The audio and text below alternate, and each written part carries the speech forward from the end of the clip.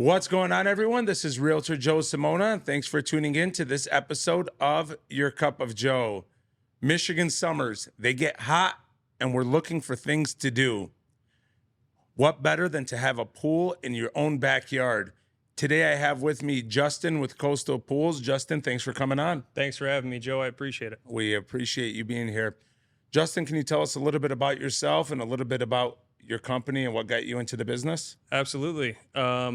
I started cutting lawns when I was going to college for finance, and that kind of led into me working for a landscape company.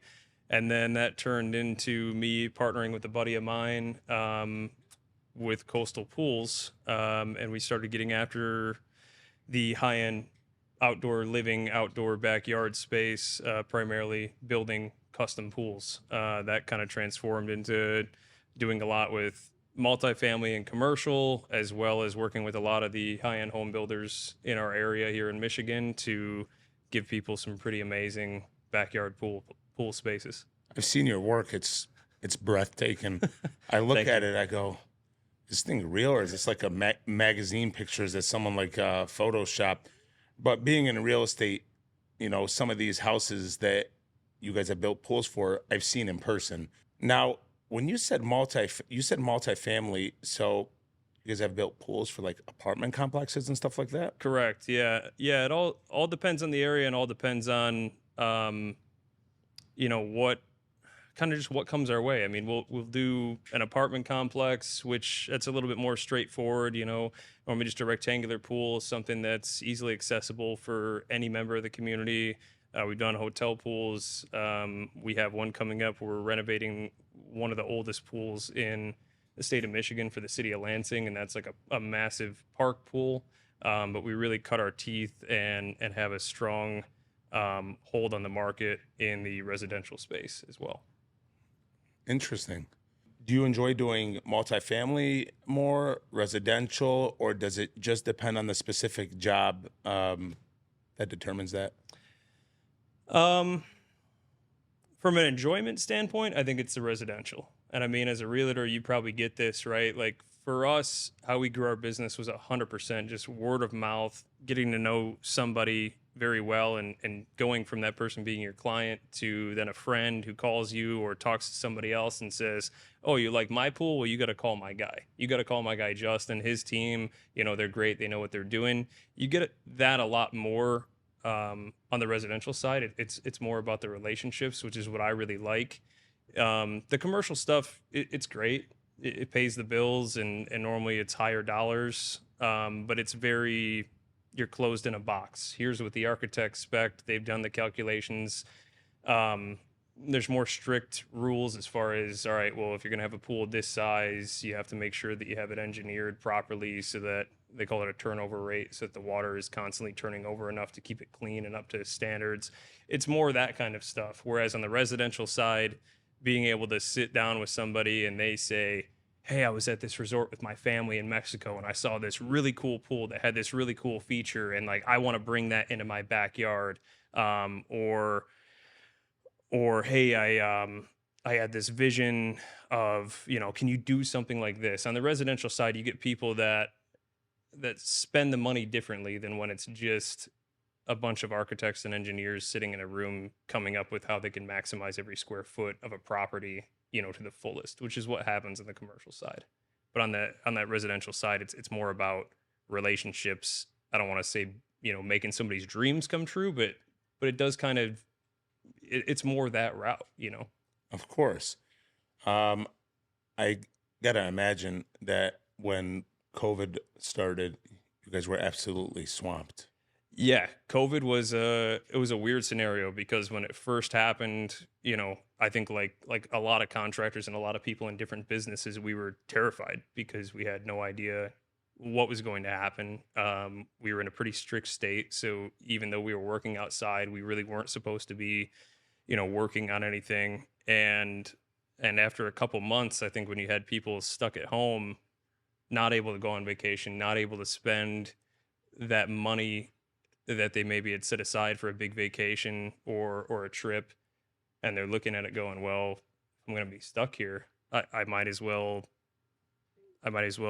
Enjoy it. enjoy it. Yeah, exactly. I might as well turn this into my vacation spot. And when that happened and when that clicked for everybody, yeah, it was out of control. And I think that that mentality hasn't gone away, even with the world getting back to how it was before. I think that you have a lot more people, and I'm sure you can vouch for this. A lot more people, I think, are looking at not just, okay, I want a beautiful house and I want it in this area, but I want to be able to utilize the space to the fullest to add all these extra vacation style features. And a lot of that is outdoors.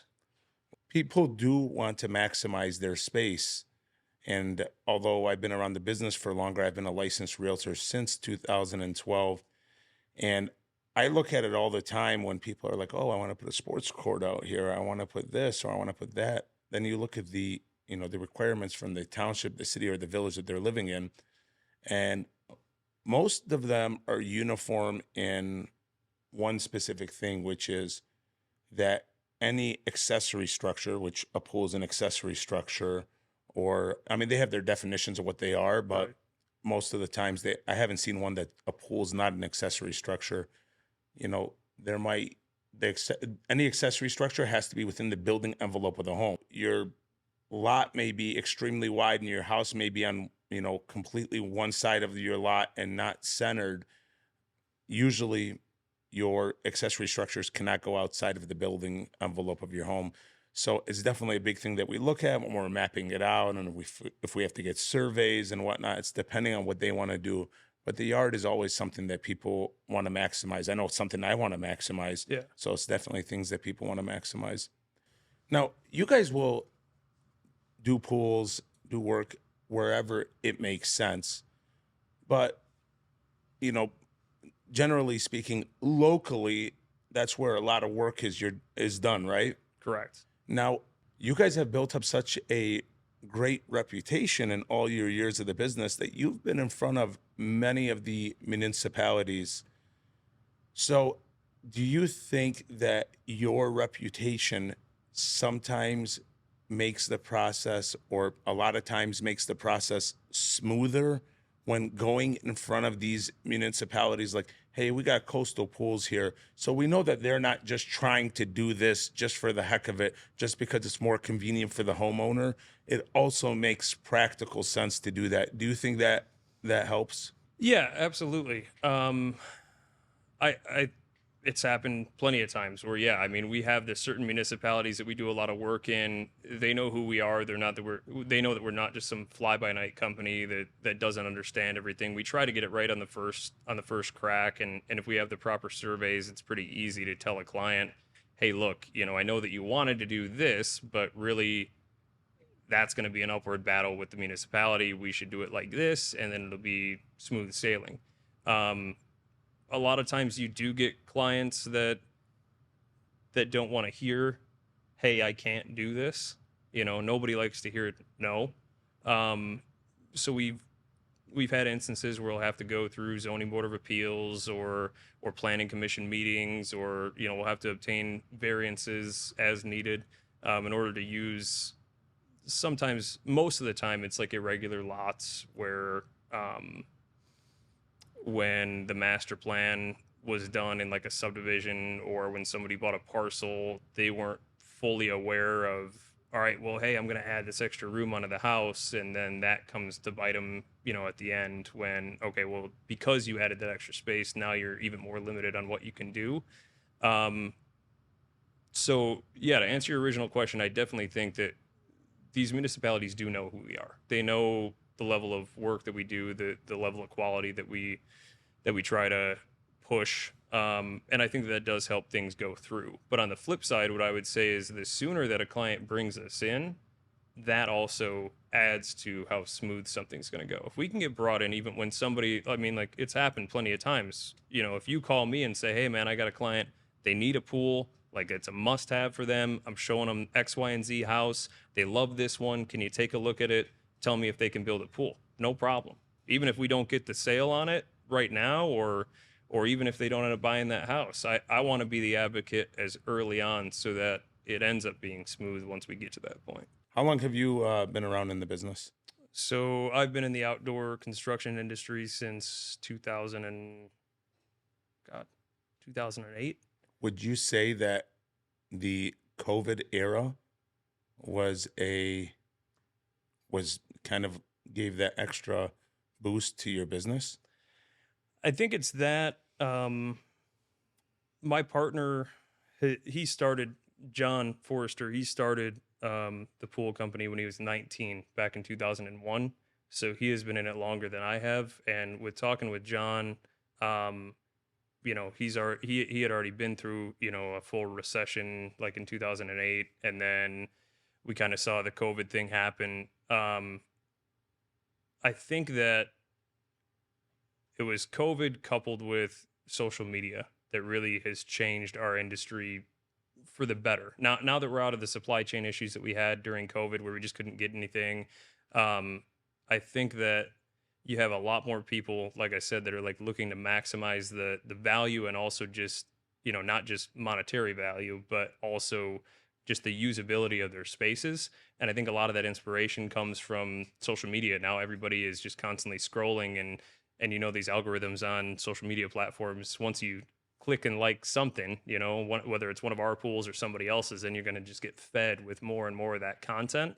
Um, and I think that COVID also made people, um, get hooked on those reels a lot more too. Because again, you're just sitting at home, not doing much. Sure. You're wishing that you could be at one of these awesome, beautiful tropical places, and again, thinking about, well, how can I create this for myself? Sure. Absolutely. Justin, when people think about pools, they associate maybe like headache. Oh, I don't want to go through this process of building a pool. This is going to give me another headache.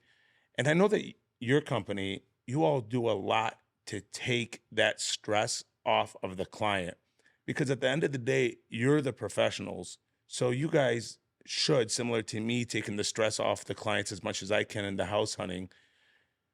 Can you tell us a little bit about the process, what goes into it, and how long people should expect the process to take? Yeah, for sure.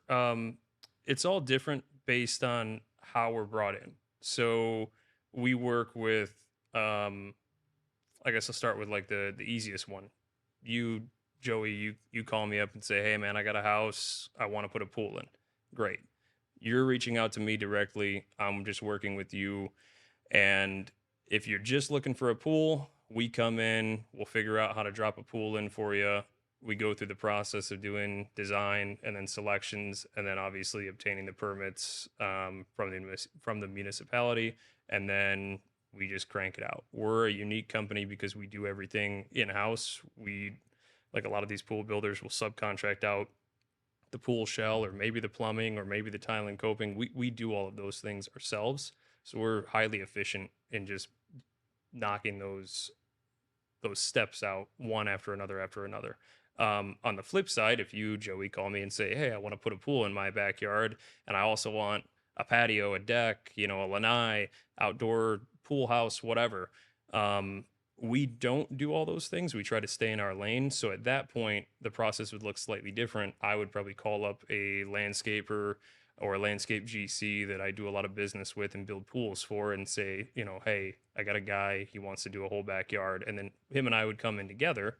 They would take care of the design and bidding out, the rest of the stuff, while I'm your pool guy. A lot of times, if you're doing a backyard, that has a pool in it, most of the time that pool is close to half the cost.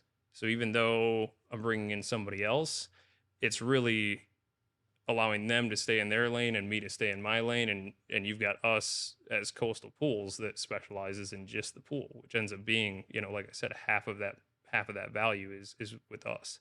Um, on the flip side, we also get brought in, like I said, from these landscapers. So a lot of times we'll get one of my landscapers will call me and say, "Hey, I've got somebody who's looking to put a pool in. I've already got the design done." They're sending me the design, we're pricing it out, and then we get involved with the client when we're picking, coping selections, tile selections, what color finish we're doing on the pool, where the pool equipment's going to sit, and then we kind of work hand in hand with them then.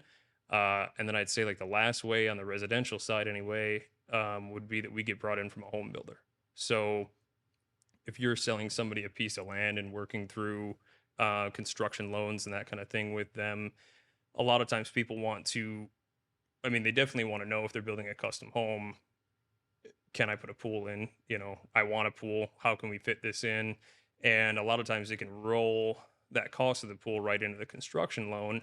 Plus, then we're able to work on that part of the project while their house is under construction, which is great because then they're not getting, okay, yeah, we got this new house, let's get settled in. And then Justin from Coastal shows up with the machines and, hey, great. You know, you just lived through a year and a half of construction seeing this house get built. Now we're going to put a massive hole in the backyard and mess it all up again. So, And tear up your and grass. tear up your grass. And yeah, by the way, here you go. Here's a huge pool, or here's a huge hole, and we'll see you, you know, in a couple months and the pool's done. But so it totally depends on, like I said, how we get brought in, what that process looks like. But what makes us a little bit different in the industry is just that we're open to any of those types of ways. You know, you don't have to use, if you say, hey, I want to do a pool and I want to do landscaping, you don't have to use one of my guys that I'm familiar with, that I know, that I bring in. If you have a landscaper that you like and you want us to do the pool, great. If you're looking for a recommendation, no problem. However way it goes, we just want to be the guys building the pool, knocking it out, making everybody's life easy, like you said. Sure. Now, do you have a showroom? We do. And the clients can come there, they could touch, they could feel, they could see. Yeah, yeah, and I think that's very important. Our showroom, we're right at Novi Road in Grand River in Novi. Um, we have a bunch of tile samples, we have a bunch of coping samples, we have all of the pebble finishes, the different colors of fittings, jet fittings, return heads, you know, skimmers. All that stuff is fully customizable, and a lot of times that can be, I think, overwhelming for people. But this is a process that we do day in and day out. We'll work with interior designers, we'll work with exterior designers, home builders, whoever that client's advocate is, if they already have one, as far as bringing everything together full circle, making sure that nothing stands out. You know, and we want, again, for us, we don't spend a lot of money, if any, on marketing. Well, your work speaks for itself. Exactly. And that's what I'm getting at, right? I mean, when somebody comes in to do selections, we want to make sure that we're making sure that they are picking something that then I can turn around, take a photo of, and show to everybody else and say, yeah, look. Absolutely, because, you know, that's a representation. That's what you just did. That's like, you know, that's your baby, for Right. for lack of better words. A lot of times people associate pools with high prices, and I would say good work isn't cheap, and cheap work isn't good. And I don't think there's anything closer to the truth than that statement. Yeah, no, that's absolutely right. I mean, that being said, you know, I think that, yeah, sometimes people have a vision, especially when they look at our site, right? I mean, like, you've seen some of the work that we do, and people see that and they're like, wow, you know, there's no way that I can afford these guys. Like, they got to be over my budget. But I mean, we do stuff in downtown Birmingham, downtown Royal Oak, where, you know, a standard pool in people's brains is 20 by 40. I don't know where that came from, but for whatever reason, that's, I think, what people think of when they think of pool. You know, that tends to be a regular pool. But when we're working in downtown Birmingham, downtown Royal Oak, downtown Plymouth, you know, somewhere like that, I mean, even downtown Detroit, we got a couple going on in Indian Village down in Detroit right now. You can't fit a pool that big, nor would you want it, because it would look ridiculous. It'd be your whole backyard. Sometimes you put in like a lap pool in, Yeah, right? exactly. Yeah, I mean, like, you know, we did a couple last year in Birmingham that were 8 foot by 20, 8 foot by 14, an oversized spa, or I had one customer call it a spool, you know, a pool spa. And it's really just, at the end of the day, it's not about the size or whatever. We want to deliver you a high quality product no matter what it is. It's all about the value that you have of getting people to come over and congregate. Sure. That's it. That's a lot of great information there. Do you guys do a lot of infinity pools in this area? Oh, yeah. Infinity pools are definitely amazing. I love them. And people always wonder, they're like, where does the water go? Does it just go over the edge onto the grass or into the... they usually don't realize what's the technical pool word for like the catch where it catches. Yeah, you're right. Yeah, it's the like a, catch. a catch basin, or Yeah. yeah, the basin. You And then know, it brings it back in. yeah. One more question that I have for you is automatic pool covers. Why aren't those things mandatory? Oh man, the I'll give you the quick breakdown on auto covers. It's really weird because the state of Michigan says that if you do an auto cover, you don't need a fence. So if it's an automatic pool safety cover that'll meet the safety code, you don't need to have a fence, which is great for somebody that has a huge yard and they don't want to have a massive fence around it, or they live on a lake and they don't want to see that fence cutting off their view. But there's certain municipalities like Bloomfield Township, Bloomfield Hills, West Bloomfield, they still mandate that you have a fence. And your association could also. And your association could as well.